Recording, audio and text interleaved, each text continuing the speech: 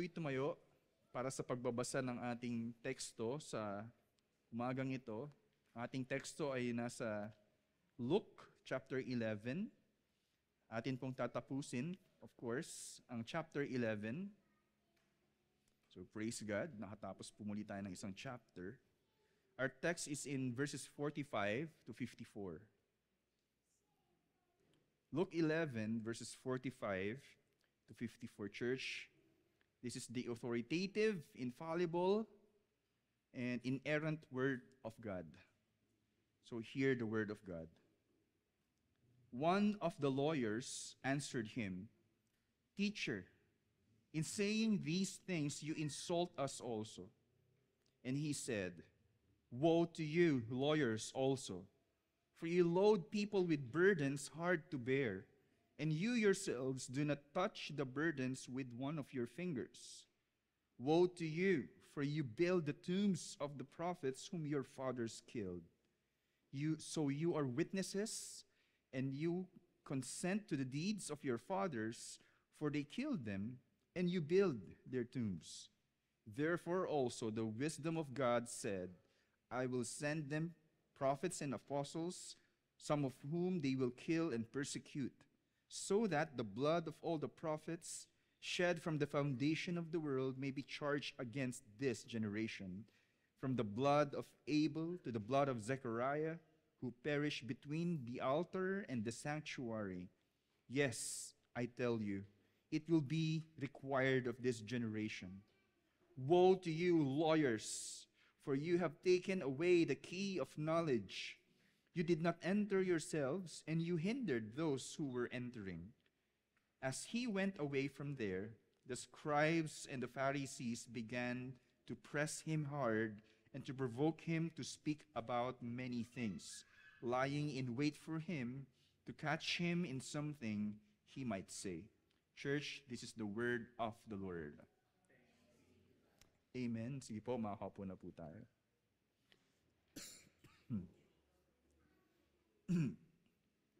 Ito po.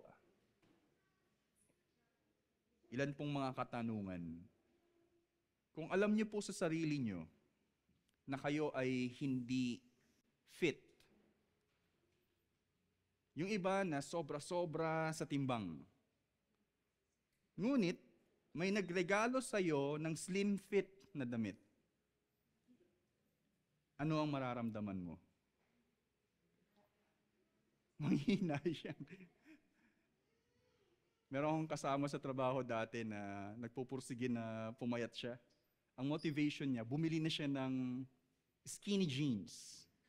Ang target niya daw, maisuot daw niya yun. O kaya ikaw ay, sa tingin mo, slim ikaw, pero niregaluhan ka ng extra large. Diba? I hope you're tracing kung ano yung message na pinadadala. No? Paano kung ikaw ay pumipila para umorder ng pagkain, sabihin natin Jollibee, at pinapauna ka na ng cashier sa pila dahil mukha kang senior. Kahit nasa 40s ka pa lang. Ano ang mararamdaman mo? May kilala akong ganito. Sa COVID vaccine, pinapauna, "Sir, dito po yung senior." Ay, hindi po ako senior. Pero tinake advantage niya na pumunta na lang siya.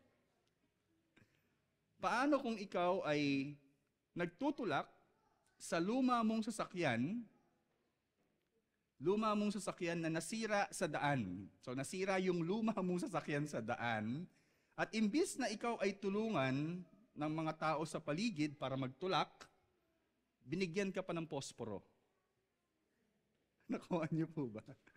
Anong mararamdaman niyo? Hindi niyo nakuha. Isang beses meron kaming motor na ni Papa. Makabili siya ng second hand. Umabot po sa punto na yung lola ko, nakita niyang hindi ko ma-start yung motor. Lumabas siya ng bahay, naglalaba siya. Sige dong, sige dong. So tinulak niya yung motor hanggang sa nakaandar. Pagdating sa kanto, yung mga kalaro ko sa basketball, nakita yata ako. "Pre, ito para sa'yo. Lighter yata." So tumatawa. Parang ang sabi, sindihan mo na yan. Paliyabin mo na yan. Walang kwenta yung motor na yan. So, paano kung sa kabila ng lahat ng iyong mga kasalanan, ay sinabi ng gusto talaga sa iyo ni Jesus?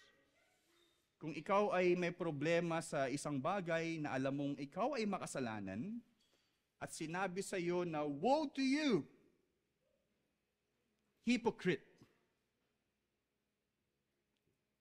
Paano kung sinabi sa iyo ni Jesus ang katotohanan ito sa sarili mo? Ang tanong, maiinsulto ka ba o aaminin mo ang mga ito? Nakapunin niyo yan.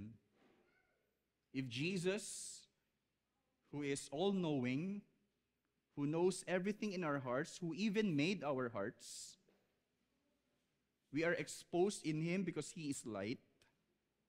Darkness cannot hide. No darkness can be hidden in His sight. At sinabi sa iyo mismo yung kondisyon ng puso mo. Ano ang iyong mararamdaman? May insulto ka ba o aaminin mo yung katotohanan iyon? Kaya po, base sa ating teksto, ang pamagat ng sermong ito ay The Insult of Jesus. Excuse me. The Insult of Jesus. Ang sentrong mensahe ng sermong ito ay, behind the words of Jesus that convict men of their sins is the call of the Lord of all to repent and be saved. Ulitin ko po. Behind the words of Jesus that convict men of their sins is the call of the Lord of all to repent and be saved.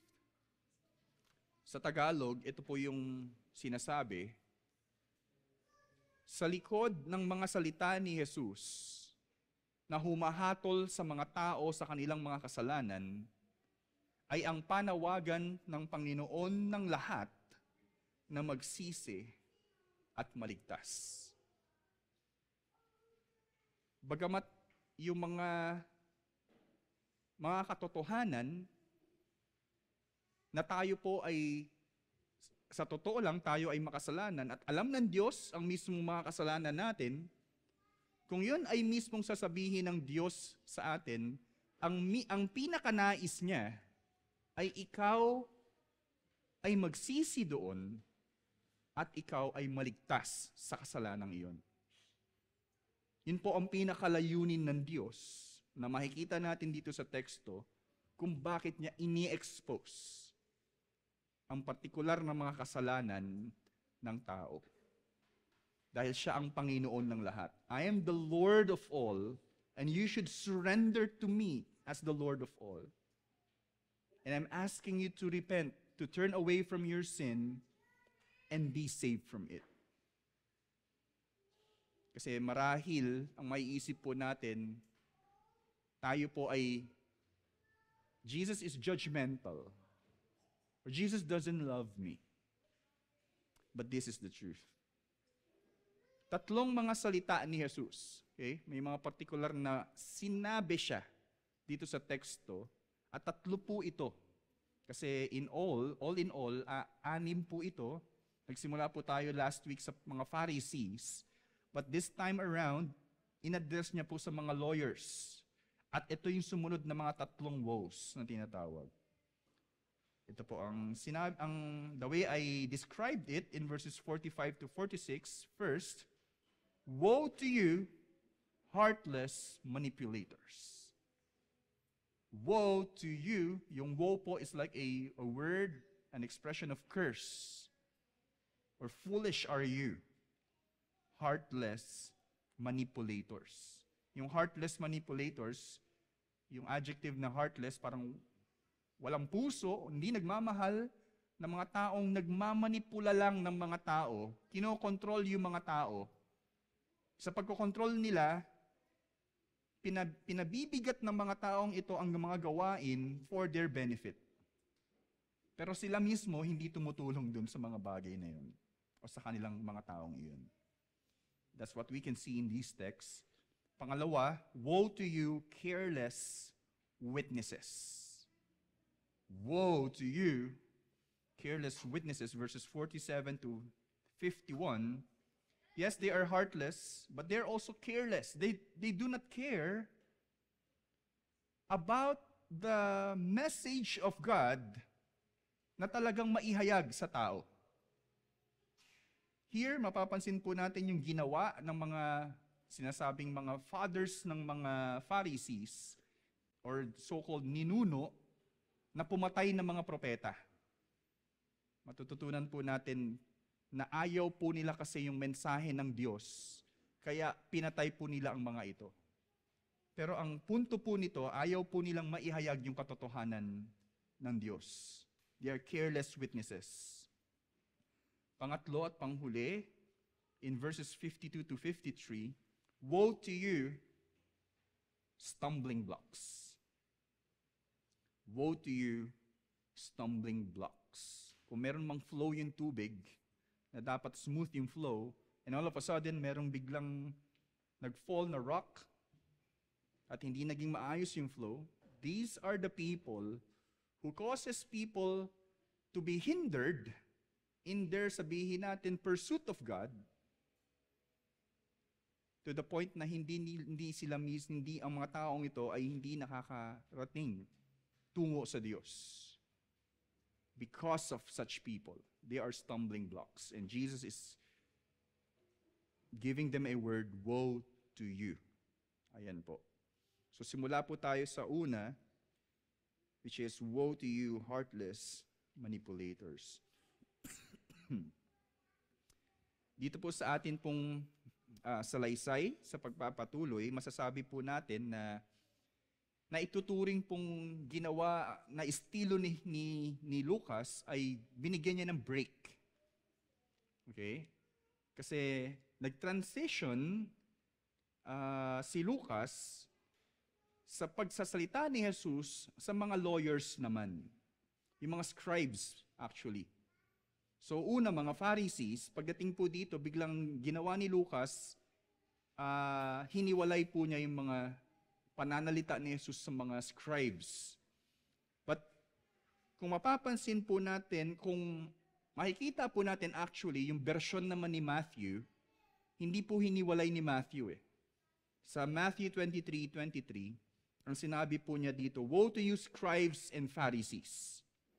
At sinabi niya, hypocrites. Pagdating po kay Lucas, again, ang sinasabi po natin, ang style niya, hiniwalay niya yung mga partikular na taong ito. Bagamat, ang grupo ng scribes at Pharisees ay halos parehas sa pagkakakilala, meaning po, alam po natin yung mga Pharisees, basically, sila po yung mga passionate sa pagsunod ng law. Yung mga scribes, passionate din po sila sa law, pero more particularly, ang mga scribes ay kilala na mga scholars.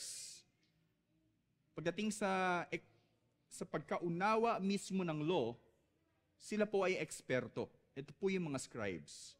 Pero may mga Pharisees na tila scribes din yung level nila dahil po sa pagkaunawa. Kaya sabi ko po dito, halos magkaparehas sa pagkakakilala. Bagamat ganun po ang mga grupong ito, binigyan ng pagkakaiba ni Lucas ang sinabi ni Jesus patungkol sa mga scribes. Ngunit, halos parehas din po ng katangian. Yun po yung how I will describe it. Yes, sa mga Pharisees, meron pong partikular na sinabi si Jesus. Sa scribes, may partikular na sinabi, pero halos parehas po na sila ay mga hypocrites. Mapapansin po natin yan.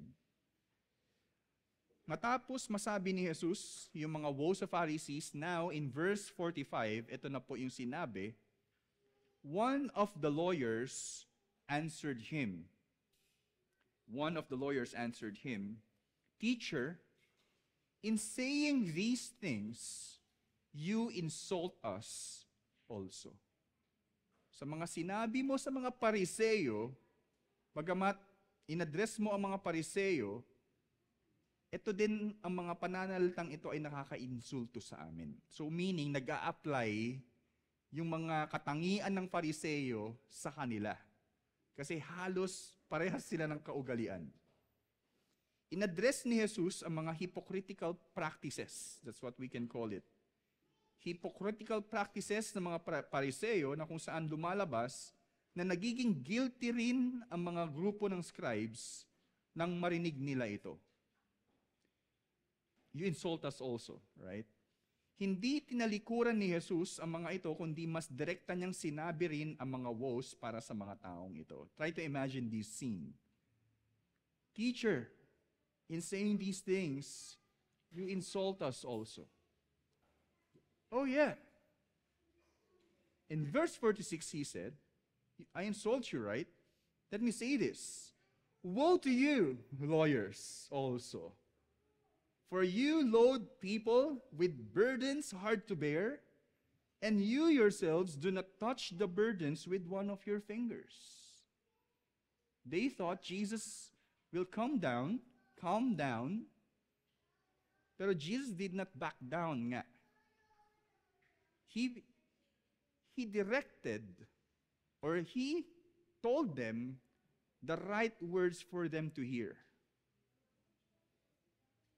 Bukod sa pagiging eksperto ng mga scribes sa kautusan, ito rin po ang mga scribes. So, yes, experts in the law, pero ang hindi naging maganda sa mga scribes, masyado silang naging edukado, na gumawa sila ng mga komento na naisulat nila na mas lalo nila na tila nadagdagan nila yung instruction sa law. So for example, hindi pwede na hindi tayo malinis sa pagharap natin sa Diyos, kaya dapat you wash yourself physically. Maligo daw, lumalabas. Pero pagdating sa mga scribes, dinadagdagan po nila yung mga instruction. O dapat mainit yung tubig, dapat ito yung sabon na gagamitin mo. For example, dapat ito yung shampoo na gagamitin mo. Na hindi na po nakasaad sa law. That's why Jesus is telling them, you load people with burdens hard to bear. Pinatitindi ninyo yung mga simpleng utos lang sa kautusan. At ang mga tao ay nahihirapan sa pagsunod nito. Dahil dito, mas lalong nagiging mahirap tuparin yung kautusan. Pero ang pinaka-problema rito ay ang kawalan ng pagmamahal nila sa kanilang kapwa, habang ang mga scribes na ito ay habang ang mga taong ito ay nahihirapang sumunod. I will give some examples later, no? Pero that's the picture.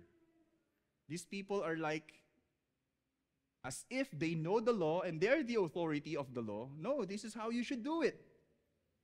This is how it should be done. This is how it should be observed. That is wrong. Ulitin mo yan from the start. Mali yung recipe. Parang ganun yan. And they don't even care kung ang mga taong ito ay nahihirapan na.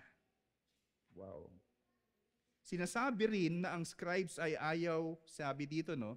Ayaw daw pong igalaw ang kanilang mga daliri para tulungan ang mga ito sa kanilang pasanin. They do not even lift a finger to help. That's the picture ng sinasabi po dito.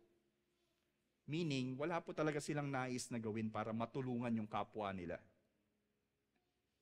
Maaaring katulad ito ng mga istriktong mga magulang na makademand ng husto sa kanilang mga anak ng mataas na grades. Pero dati, nung nag-aaral pa sila, ay mababa naman ang kanilang grades. This is so funny because narinig ko po tayo sa isang pastor. Sabi niya, I wish I can say the way he said it. Yung mga anak nyo, kung makademand kayo na gusto nyo matataas ang grade, dapat 99, 98, hindi pwedeng 95. Pero nung sila naman nag-aaral, puro 70 ang grade. 75, di pwede pala 70. Wow. There's such people, super strict. But they themselves, nung sila, ay hindi naman naging maayos. I think there are cases like that. O kaya naman, ang mga nakatataas sa atin ay halos makautos para sila ang mag-benefit, pero walang pagmamahal sa mga taong naghihirap sa trabaho, let's say, dahil sa kanila. There are these people who are abusive. Hey, if you will meet this target, you will have this bonus. Nung na-meet yung bonus, next time uli, ito na uli yung gawin natin. And it's for them, actually. O kahit sa church. I love this example also. Kung makautos ang mga namumuno ng kailangang gawin para kuno kaluguran ng Diyos, pero sila mismo ay hindi nananalangin, hindi nagbabasa ng Bible, o kaya sila ay hindi talaga personal na involved sa mga nangyayari sa buhay ng mga tao sa church. Edmund Chan, last time when we attended yung Intentional Discipleship Making Church Conference, sinabi niya rin yun eh. Yung mga small group leaders daw, kung maka-check, kamusta ang devotion mo? Oh, you should read again. You should pray. Gawin mo to. Then, after that Sunday, sila naman, hindi naman sila magpe-pray. Sila naman hindi magbabasa ng Bible. At pag namomroblema na sa buhay, yung kanilang kasama sa grupo, bahala ka dyan. They're just like facilitators. But they don't really care about the lives of the people. Woe to such people. At nakakalungkot po sa totoo lang. Ang mga ito ay magagaling mag-control o mag-manipulate ng mga tao para sila ay mag-benefit. So that the church will look good, so that this will look good. As if.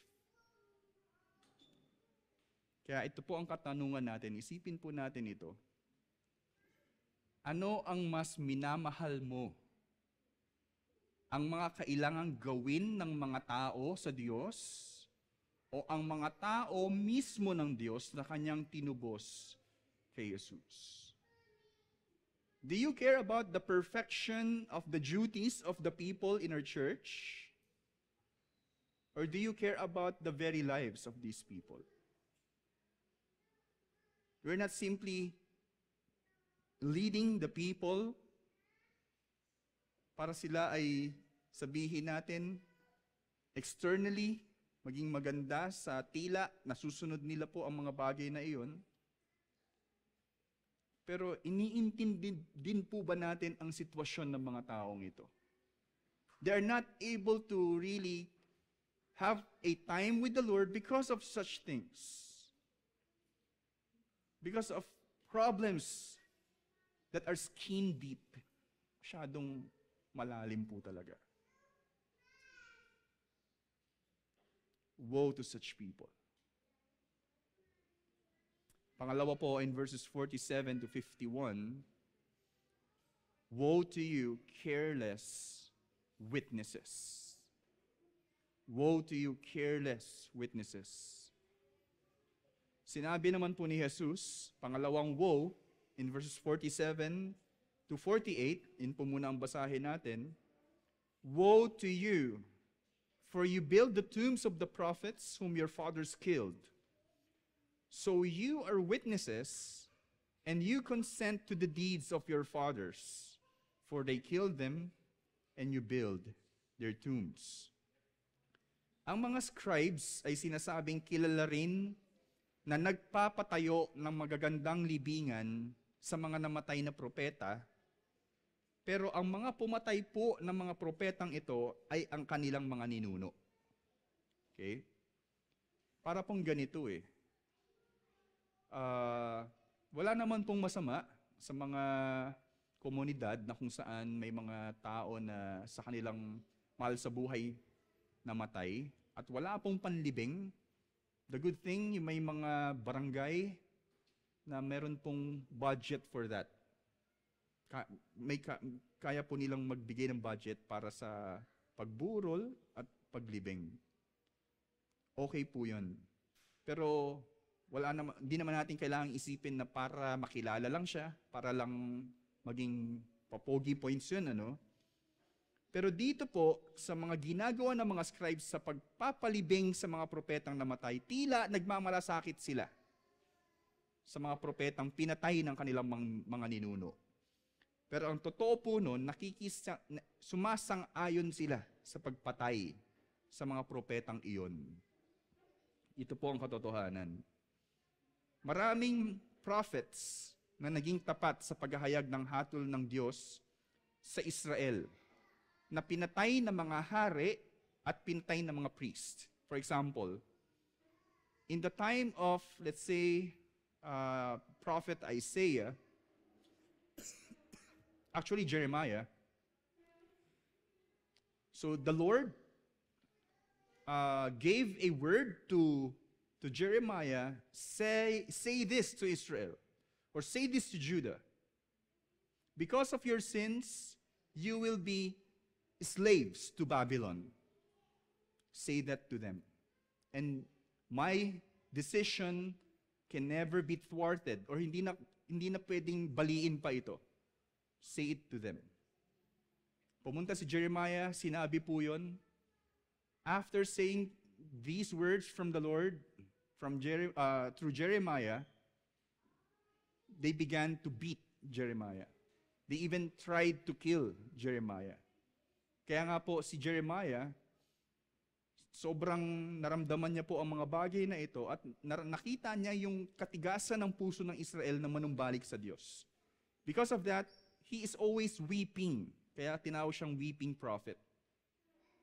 Pero siya po ay nakatanggap ng maraming mga kasakitan sa mga tao. Nabanggit po dito kanina si Abel na pinatay ni Cain. Si Zechariah, lumalabas po, pinatay din po siya. Ito po yung nagiging kapalaran ng mga tapat na propeta ng Diyos. Kumbaga, merong ibang mga fake na prophets. No, the Lord doesn't want you to go to Babylon. You stay here. And then yung mga Israelites, that's the true message from God. Ayaw ng Diyos na pahirapan tayo. Patayin natin tong si Jeremiah. In that case, lumalabas po na hindi nagiging tapat ang mga tao sa totoong salita ng Diyos. Pinapahinto nila yung totoong mensahe ng Diyos, naghahayag ng salita ng Diyos, at gusto nilang sang-ayunan yung salita na hindi naman nanggagaling sa Diyos. At sa ginagawa ng mga scribes sa panahon ni Jesus sa pagpapalibing sa mga propetang ito, sila ay lumalabas na sumasang-ayon sa pagpatay sa mga propeta. Na akala nila, nagmamalasakit sila. Pinapaganda kasi nila yung mga tombs nila. But actually, they want to kill the prophets. Kaya sinasabi ni Jesus dahil dito, nagkomento si Jesus. Verses 49 to 51, ito po ang sinabi. Therefore also, the wisdom of God said, I will send them prophets, and this time, and apostles. Futuristic na po yung lumalabas, dahil wala na pong prophets, pero may apostles, some of them whom they will kill and persecute. So that the blood of all the prophets shed from the foundation of the world may be charged against this generation, from the blood of Abel to the blood of Zechariah, who perished between the altar and the sanctuary. Yes, I tell you, it will be required of this generation. Yung pagbanggit po ni Jesus ng apostles ay lumalabas na ito po ay kapahayagan ng mangyayari sa church. Wala pa pong established, institutionalized, sabihin natin, na church, organized church in the time of Jesus. Pero nung siya ay nanumbalik, and the Holy Spirit came, doon po nagkaroon ng maraming mga mananampalataya at nabuo yung simbahan. Lumalabas na Tinutukoy ni Jesus ang mangyayari sa simbahan. The church will be persecuted. The gospel, many people will be hostile to the gospel. Ayaw nila nung katotohanan patungkol kay Jesus to the point that they will kill Christians. That's why Jesus is giving them a word. Sabi niya dito, I tell you, it will be required of this generation. Ginajudge niya po yung mga scribes na yun. Sila actually yung papatay din. Pero bigyan ko lang po kayo ng at least kaunawaan. Napansin niyo po, the wisdom of God, sinabi doon. You may probably ask, what does Jesus mean, the wisdom of God here? It talks about the personified wisdom. Siya po yun actually. Ginamit niya lang yung terminong the wisdom of God. Kasi doon po sa Matthew 23:34, same thing sinabi po niya, pero direktang sinabi niya. Look at this. Therefore, I send you prophets. So lumalabas po, siya po yung gumagawa po talaga nun. Ang mga scribes sa huli ay naging guilty sa pagpatay mismo sa dakilang propeta, si Jesus. Na mismong laman ng propesiya ng mga prophets. Nakuha po ninyo yun? Yung mga propeta ng Old Testament, ang pinopropesiya po nila ay si Jesus. The prophecies in the Old Testament is pointing to the coming of the Messiah. But when this Messiah came, the greater prophet, ito namang greater prophet na ito, ang pinatay ng mga scribes na ito. Lumalabas, ang higit na kapahayagan ng Diyos sa sanlibutan ay gustong pahintuin ng mga taong ito. At hindi sila nagiging tapat sa totoong revelation ng Panginoon. Si Jesus, na mismo ang greatest prophet of all na naghayag ng higit na mensaheng kaligtasan ng Diyos, pinatay pa rin nila. Pero ito rin po ang realidad. Tayo ay magiging guilty rin kung tayo ay katulad ng mga scribes na nagpapakabanal, ngunit hindi nagmamalasakit sa tapat na kapahayagan ni Jesus sa mga tao. The implication here is, tayo din po, kung tayo ay parang nagpapakabanal, pero yung mga tao na nililid natin, ay ayaw nating bigyan ng kaunawaan patungkol kay Jesus, nagiging guilty din po tayo sa ganong gawain. Hinahadlangan natin ang mga taong ito. Although, yun po yung next, no? Pero we are not faithful. At hindi tayo nagmamalasakit sa mga taong ito na makita si Jesus. There are so-called na mga relihiyosong gawain na doon natutuon ang puso ng tao at hindi kay Jesus. The point is, dalhin natin ang mga tao sa kaluwalhatian ni Jesus. But this is not what's happening in churches, in other churches. Kaya ang katanungan po natin dito ay, tapat ka bang kasangkapan ni Jesus kung saan naihahayag mo siya ng totoo sa iyong buhay? The scribes probably are like holy in their own rights, pero hindi naman talaga nila naihahayag si Jesus. They even want to stop Jesus. Kaya, woe to you, careless witnesses. Panghuli po natin, in verses 52 to 53, sa pagtatapos po ng teksto, woe to you, stumbling blocks. Ang final woe na sinabi ni Jesus sa verse 52, sabi po muna sa verse 52, woe to you, lawyers, for you have taken away the key of knowledge. You did not enter yourselves, and you hindered those who were entering. Sinasabi po dito sa Tagalog na ang mga scribes daw po, lawyers, ay ipinagkakait yung susi ng kaalaman. At kung iisipin po natin ito, ang susi ng kaalaman sa Diyos ay sino? Si Jesus mismo. Pinagkakait nila ang kaalaman, susi ng kaalaman, na kung saan si Jesus, na siyang susi tungo sa kapahayagan ng Diyos. Bukod dito, sila ay mismong hindi nagnanais tumungo kay Jesus. They themselves do not want to enter. They do not want to even have that key. And that key, ayaw nilang i-share sa iba or ayaw nilang ibigay. Ito ang mga taong masasabing irresponsable sa paghahayag patungkol kay Jesus na sila rin mismo ay namumuhay na lang sa pagiging relihiyoso. Such men or such people are not bringing people to Christ.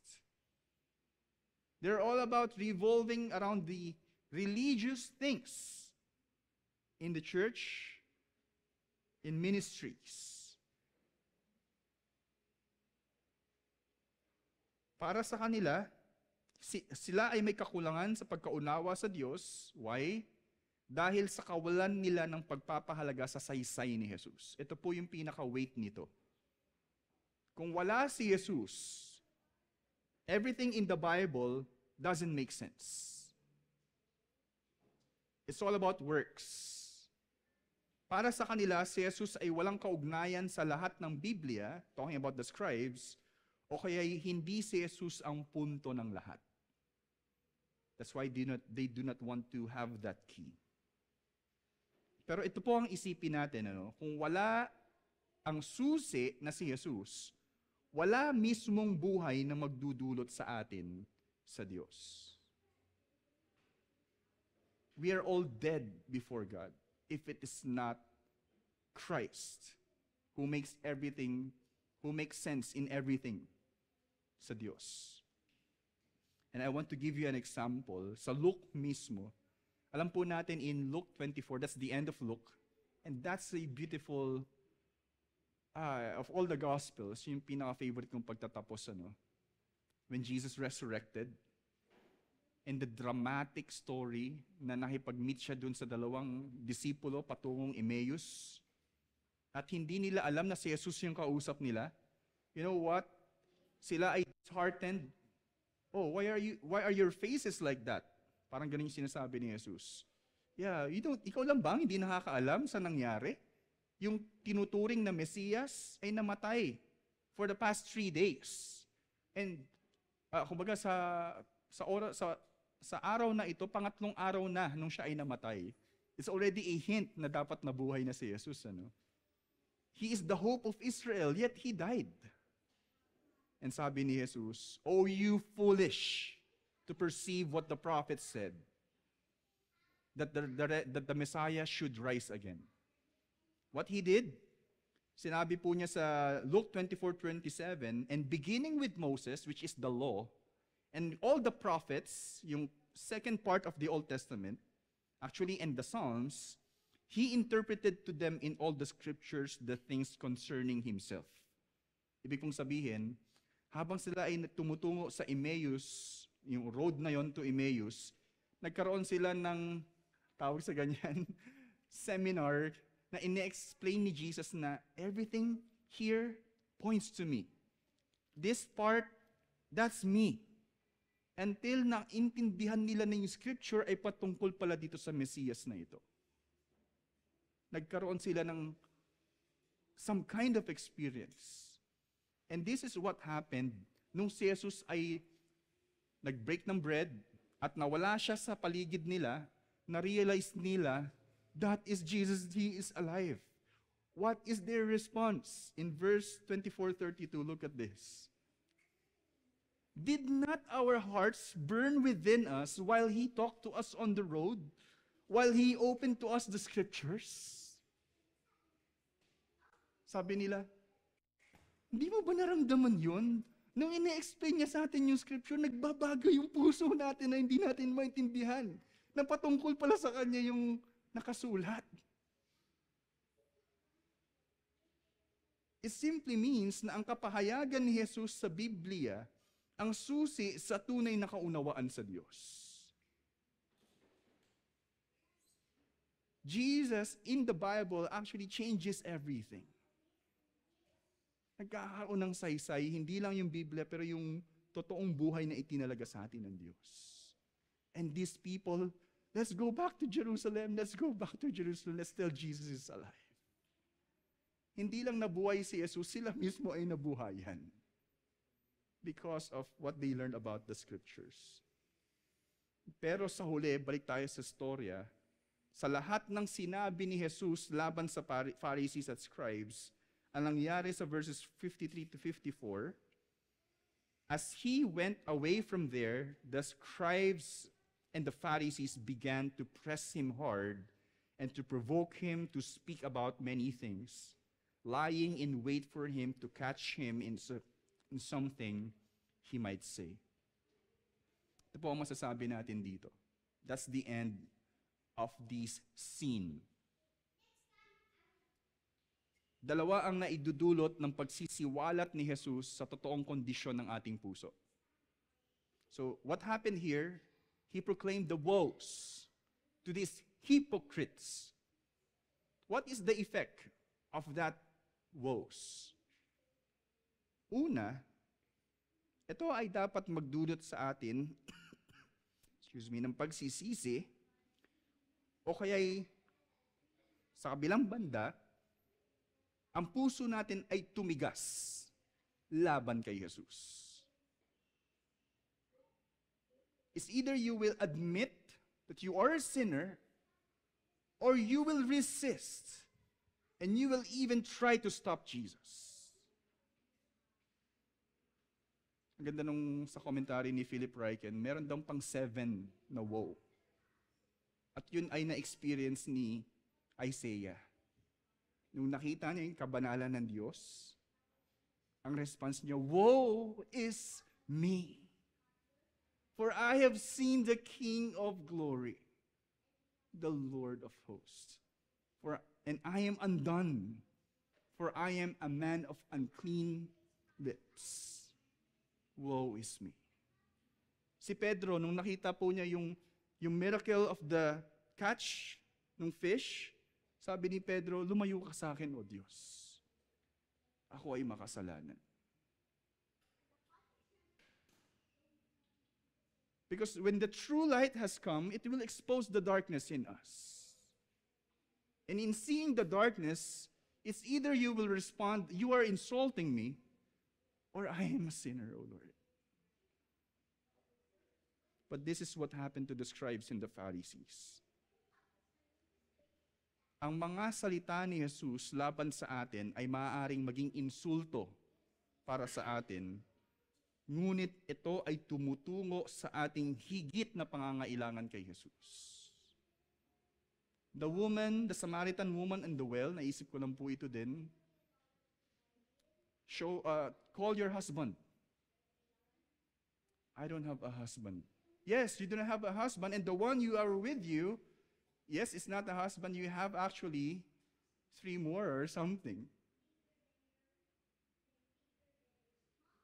And in the end, na pinakilala ni Jesus na siya yung totoong kailangan mo. Ako yung totoong kailangan mo, hindi yung water na to. Yung water na to will make you dry, but the living water that I can give you will cause you even to have a wellspring of life. And what happened next?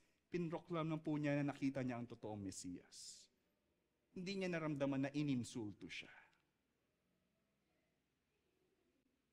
Because that's the purpose of Jesus. To cause us to repent and be saved. Kaya ito po ang katanungan, kung ipinakita sa iyo ni Jesus ngayon ang kondisyon ng iyong puso, ikaw ba ay maiinsulto o ikaw ay susuko sa Kanya?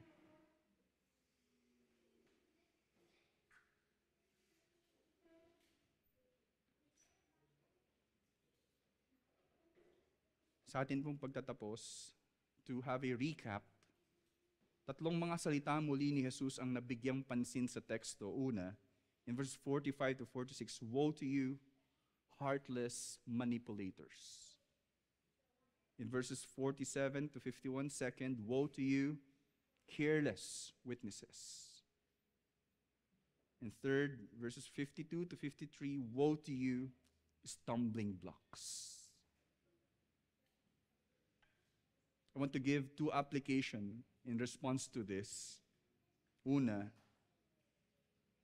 magmalasakit ka sa iyong mga kapwa disipulo at tulungan mo sila sa kanilang pagtitiwala kay Jesus. We don't want to be like a show-off.